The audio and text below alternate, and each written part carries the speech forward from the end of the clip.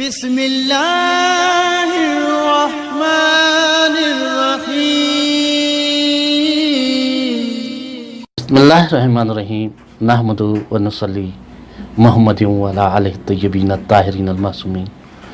मोहतरम सामीन, महदूद लामहदूदन खे छा थो सम्झी सघे।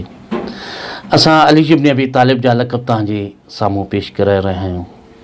ॻाल्हि ॻुझ जी आहे ऐं ॻुझ सिंधीअ में ज़्यादा हलंदो आहे ऐं ॻुझ जे लाइ रुमूज़ आहिनि जेके 16 सिंपूं वग़ैरह निकिरंदियूं आहिनि। अला कैफ़ उहो त सुघड़ी सम्झनि त उहो छा आहे त ॻुझ छा आहे। बहरहाल हिते बि ॻुझ आहे।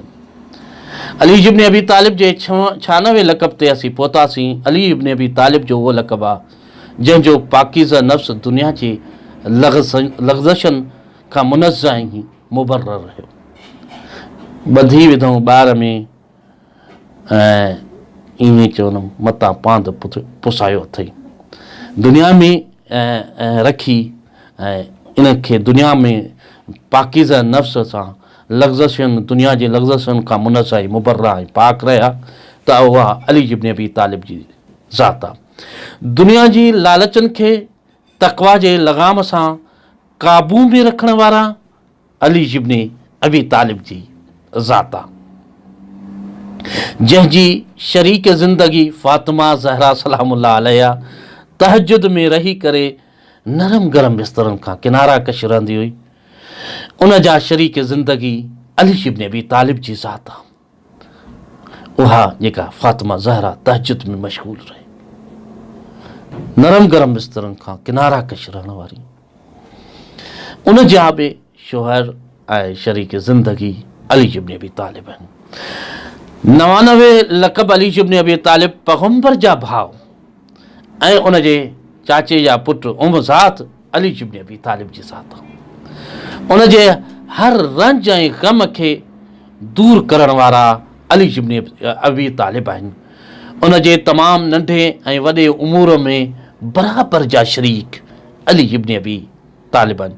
बतूल जी ज़िंदगी जो हिसो अली इब्न अबी तालिब, जंहिंजी औलाद रसूल जी औलाद, रसूल अली जी औलाद रसूल जी औलाद, उहो अली इब्न अबी तालिब इन लक़ब सां मुलक़ब आहिनि। जंहिंजो खून रसूल जो खून, जंहिंजो गोश्त रसूल जो गोश्त, जंहिंजो इस्तग़फ़ा रसूल जो इस्तग़फ़ा, जंहिंजो इल्मु रसूल जो इल्मु, जंहिंजी सुलह रसूल जी सुलह, जंहिंजी जंग रसूल जी जंग, जंहिंजो गिरोह रसूल जो गिरोह, जंहिंजी फ़र रसूल जी फ़र, जंहिंजी असुल रसूल जी असुल, जंहिंजो हसब रसूल सल्लम जो हसब, जंहिंजी हद जंहिंजो जद रसूल जो जद, जंहिंजी हद रसूल जी हद। दुनिया में वहण वारे फ़ज़ाइलनि जूं नहरूं जंहिं दरियाए फ़ज़ाइल मां फ़ज़ाइल खां फैज़ियाब आहिनि, उहा अली इब्न अबी तालिब आहे। तौहीद अदल जे गुलिस्ताननि जे फ़िज़ाऊं, जंहिंजे ख़ुतबात ऐं मकतूबात जे बूस्ताननि बाग़नि खां अतुर बेज़ आहिनि, उहा अली इब्न अबी तालिब आहे। इंशाअल्लाह 115 लक़ब असां तव्हां ताईं पहुचाया आहिनि ऐं आईंदा क़िस्त में ॿियनि लक़बनि खे पेश कंदासीं। अल्हम्दुलिल्लाह।